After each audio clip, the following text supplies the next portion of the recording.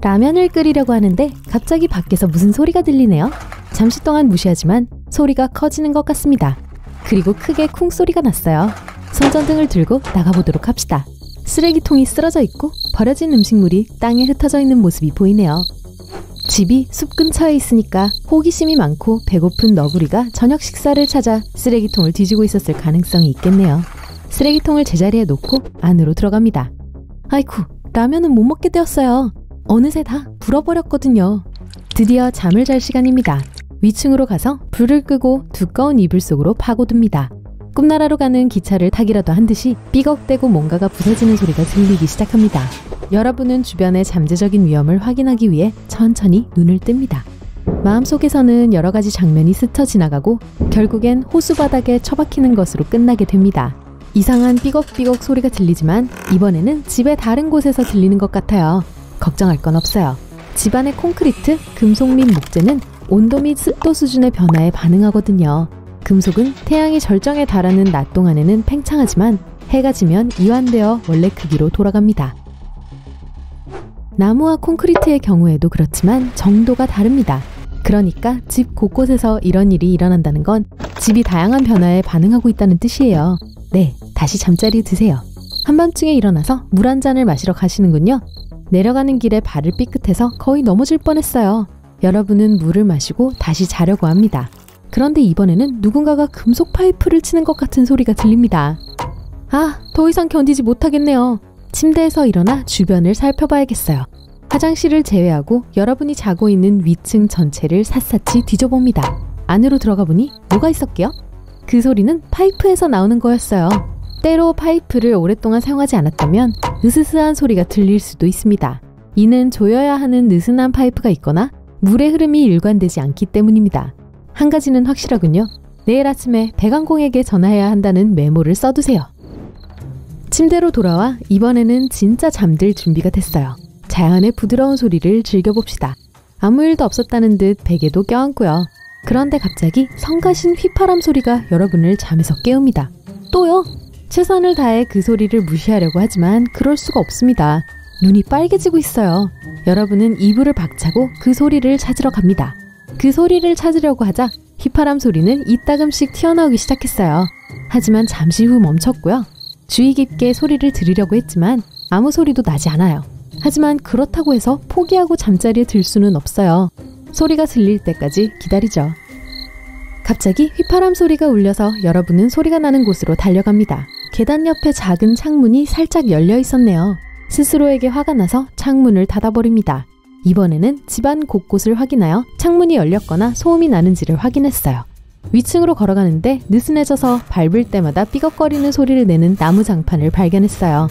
정말 가지가지 하는군요. 잠자리에 들었지만 이번에는 더 이상 졸리지 않습니다. 눈이 말똥말똥하고 정신도 아주 또렷합니다. 밖에서 개구리가 물속에서 개굴대는 소리가, 몇 킬로미터 떨어진 고속도로에서 나는 자동차 소리가 들려요. 여러분은 잠재적인 소음이 어디에서 올 수 있는지 경계를 하며 계속 주변을 둘러봅니다. 이제 잡생각은 그만하고 불을 끄도록 하죠. 몇 분이 지나고 오늘 밤엔 아무것도 여러분을 방해하지 않을 거란 사실을 받아들였습니다. 눈을 감고 평화롭게 잠들어보죠. 그런데 갑자기 윙윙거리는 소리가 들렸어요. 한쪽 눈을 뜨고 정체를 확인해 봅시다. 다시 윙윙거리네요. 조명을 다시 켜고 눈을 비벼봅니다. 갑자기 팔이 간지러워서 팔을 세게 긁었어요. 모기한테 물리셨군요. 창문과 문을 모두 닫았는데 어떻게 들어온 걸까요? 우선 집이 자연에 둘러싸여 있기 때문에 모기가 날아다니는 건 자연스러운 일입니다. 추울 때도요. 그런데 너구리가 쓰레기통에 뭘 했는지 보러 갔을 때 문을 활짝 열어두셨던 게 큰 실수였습니다. 모든 해충은 그 열린 문을 외부로부터의 피난처이자 인간의 세계를 엿볼 수 있는 기회로 삼습니다. 아마도 그 모기는 집을 맴돌다가 계단을 올라가 침실로 날아갔을 거예요. 조명을 켜고 그 작은 벌레를 발견합니다. 그리고 모기를 쫓다가 유리잔으로 모기를 잡고 밖으로 놔주시네요. 와, 저보다 착하신데요? 마지막으로 방을 검사하며 놓친 게 있는지 확인해보세요. 이상무, 침실 문을 닫고 침대로 돌아갑니다. 최대한 빨리 귀마개를 사야 한다는 걸 꼭 기억해두세요. 그리고 더 이상은 시간을 낭비하지 않고 잠들 수 있도록 필사적으로 눈을 감습니다. 밖에서 무슨 소리가 들리지만 무시합니다. 아마 너구리일 거예요. 하지만 이번에도 같은 소리가 납니다.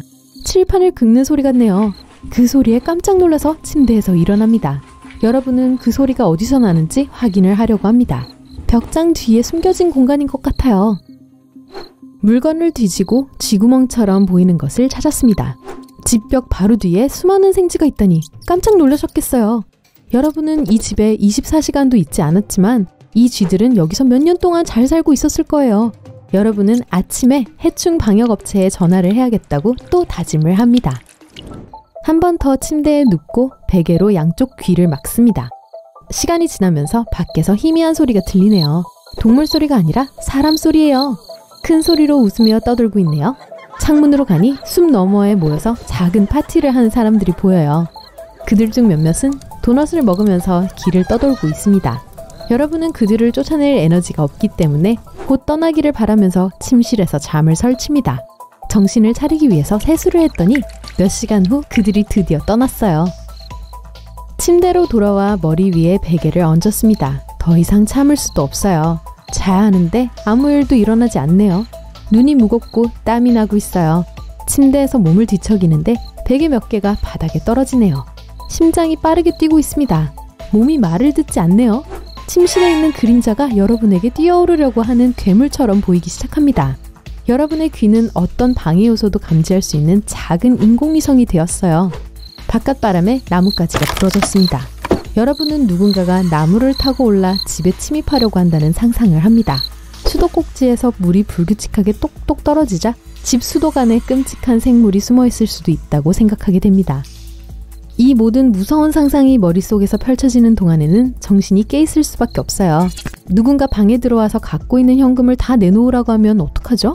누군가가 침입해서 냉장고에 있는 모든 음식을 먹으면 어떡하냐고요? 조명을 켜고 아래층으로 내려가 모든 문과 창문이 잠겨 있는지 다시 확인합니다. 그 후 맑은 정신으로 위층에 돌아왔어요. 이제 생각 중 몇몇은 잊을 수 있겠어요. 다시 침대로 돌아와 눈을 감고 잠에 들려고 노력해봅시다. 양을 세워볼까요? 하지만 정신만 산만해지는 것 같아요. 아까 머릿속으로 했던 모든 다짐들이 울타리를 뛰어넘고 있습니다. 원점으로 돌아왔네요. 창밖을 보니 아침이 다가오는 것 같아요. 숲의 모습이 보이기 시작하고 잠시 후 햇빛이 커튼을 통과해 여러분의 눈을 부시게 합니다. 잘 됐네요. 일어나서 아래층으로 내려가서 아침 식사를 준비하세요. 오늘은 긴 하루가 될 거예요.